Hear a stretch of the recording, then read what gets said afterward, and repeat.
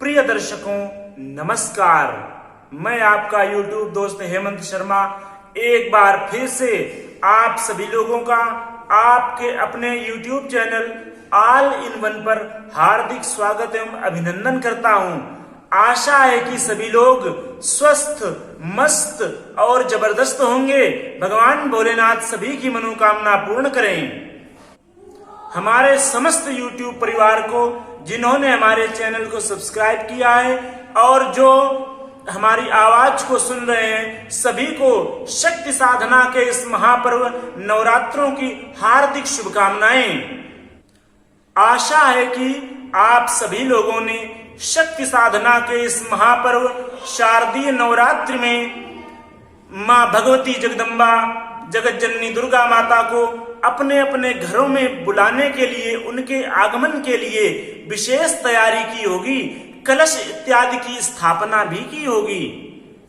आप सभी लोग, चाहे आप वैष्णव धर्म मतावलंबी हैं, वैष्णव संप्रदाय को मानने वाले हैं, या आप शैव संप्रदाय को मानने वाले हैं, शैव धर्म, आप भगवान श्री हरि विष्णु के आराधक हैं या भूत भावन भगवान भोलेनाथ के आराधक हैं, आप सभी लोगों को आदि शक्ति भगवती जगदम्बा जगत जननी दुर्गा मैया की शक्ति साधना तो करनी ही चाहिए, क्योंकि भक्ति करने के लिए हमें शक्ति की आवश्यकता होती है। और मनुष्य मात्र का, इस असार संसार में जीव मात्र का कल्याण तभी संभव है जब जीव भक्ति के पथ पर अग्रसर हो।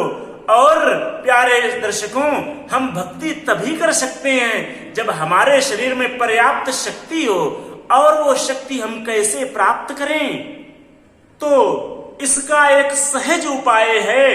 कम से कम नवरात्रों में, एक शारदीय नवरात्रि होते हैं, दूसरे बसंतीय नवरात्रि होते हैं, एक क्वार मास में होते हैं तो दूसरे चैत्र मास में होते हैं। कम से कम इन दोनों ही शक्ति साधना के पर्व नवरात्रों में हम माँ शक्ति की, माँ भगवती जगत जननी जगदम्बा दुर्गा की आराधना करें। इसी से हमें भक्ति के लिए शक्ति प्राप्त होगी और इसी से हम इस कलिकाल में, इस संसार में, इस भागम भाग भरी दिनचर्या में अपने आप को सहज महसूस करेंगे। और इसके लिए मैं आपको उदाहरण भी देता हूं। अरे साधारण मनुष्यों की क्या बिसात है। मर्यादा पुरुषोत्तम भगवान श्री रामचंद्र जी ने लंका युद्ध से पूर्व, रावण से युद्ध करने से पूर्व 9 दिनों तक शक्ति का अनुष्ठान किया था। भगवती जगत जननी जगदम्बा दुर्गा की उपासना की थी। 9 दिनों तक निराहार व्रत किया था। जब भगवती जगदम्बा दुर्गा ने भगवान श्री राम को विजयी भव का आशीर्वाद दिया था, तब जाकर 9 दिन लगातार युद्ध करने के उपरांत विजयदशमी अर्थात दशहरे के दिन भगवान श्री राम ने रावण का वध किया था और लंका युद्ध में विजय प्राप्त करके भगवती सीता माता को पुनः प्राप्त किया था। तो प्यारे दर्शकों, जब मर्यादा पुरुषोत्तम भगवान श्री रामचंद्र जी ने स्वयं लंका युद्ध से पूर्व मां शक्ति की साधना का आश्रय लिया था, तो हम मनुष्यों को ऐसी दुर्लभ शक्ति साधना क्यों नहीं करनी चाहिए और उनका आशीर्वाद क्यों नहीं प्राप्त करना चाहिए? अरे दर्शकों, ये तो बात थी कि हमें नवरात्रों का व्रत क्यों करना चाहिए, शक्ति की साधना क्यों करनी चाहिए। और अब चलते हैं उस दिव्य उपाय की ओर जिसको करके हम शक्ति साधना के इस पर्व को सफल बना सकते हैं और भगवती जगदम्बा दुर्गा माता से आशीर्वाद प्राप्त कर सकते हैं। प्यारे दर्शकों, यदि आप आर्थिक रूप से समर्थ और सक्षम हैं तो आपने अपने यहाँ पर विद्वान आचार्य को बुला करके भगवती दुर्गा जी के निमित्त कलश की स्थापना कराई होगी और विधि विधान से आपके यहाँ भगवती शक्ति का पूजन चल रहा होगा। यदि आप स्वयं विद्वान हैं और संस्कृत भाषा के जानकार हैं तो आपने स्वयं ही कलश का स्थापन किया होगा और श्री दुर्गा सप्तशती का पाठ भी कर रहे होंगे।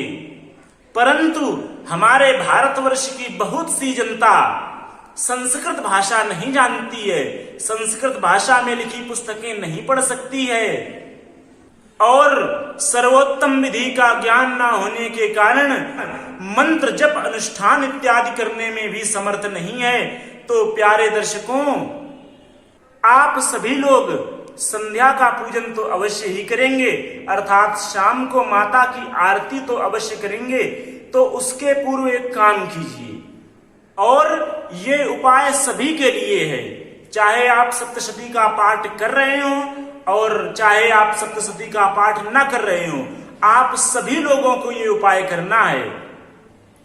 आपको दिन के तृतीय प्रहर अर्थात 3 बजे के बाद में ये उपाय करना है, और रात्रि पर्यंत तक इस उपाय को किया जा सकता है, क्योंकि नवरात्रों में दिन की अपेक्षा रात्रि का अधिक महत्व है। दिन की अपेक्षा रात कई गुना शक्तिशाली होती है, इसलिए नवरात्रों के इस पावन पर्व पर रात्रि के समय अर्थात दिन के तृतीय प्रहर से लेकर के रात्रि पर्यंत तक इस उपाय को किया जा सकता है। प्यारे दर्शकों, जिस प्रकार श्री दुर्गा सप्तशती में मां भगवती जगदम्बा दुर्गा के विभिन्न स्वरूपों, उनके प्राकट्य आविर्भाव एवं पराक्रम का वर्णन किया गया है, ठीक उसी प्रकार से श्री दुर्गा चालीसा, इसमें भी मां भगवती के विभिन्न नाम एवं उनके पराक्रम का वर्णन किया गया है। तो आप प्रतिदिन अर्थात 9 रात्रों को श्री दुर्गा चालीसा के 108 पाठ करने का संकल्प लीजिए। अब आपको लग रहा होगा कि 108 पाठ बहुत हैं, तो आप अकेले मत करिए, आपके घर में पत्नी है, बच्चे हैं, सभी लोग मिल करके इस कार्य को कीजिए। घर में जितने लोग उपस्थित हों 108 में उतने का भाग दे दीजिए, प्रत्येक के हिस्से की संख्या निकल आएगी। और जब 108 पाठ चालीसा पूर्ण हो जाए, तब आप एक चालीसा अतिरिक्त पढ़ लीजिए। ऐसा करने से आप कम समय में 108 पाठ कर सकते हैं। और यदि आपके घर में कोई ऐसा करने वाला नहीं है, तो आप 3 बजे से ही संकल्प ले लीजिए, और एक बैठक में हो सके तो एक बैठक में, और एक बैठक में पूर्ण ना हो सके तो 54 पाठ 2 बैठकों में करके इस संकल्प को पूर्ण कीजिए। आप नवरात्र उपवास हैं अथवा नहीं हैं, कुछ लोग पहले और आखिरी वाले व्रत करते हैं, कुछ लोग पूरे व्रत करते हैं, कुछ लोग कलश स्थापना करते हैं, कुछ लोग नहीं कर पाते हैं। तो आपने कुछ किया है अथवा कुछ नहीं किया है, इससे मतलब नहीं है। आप प्रत्येक दिन अर्थात 9 दिनों तक 108 पाठ का संकल्प ले लीजिए।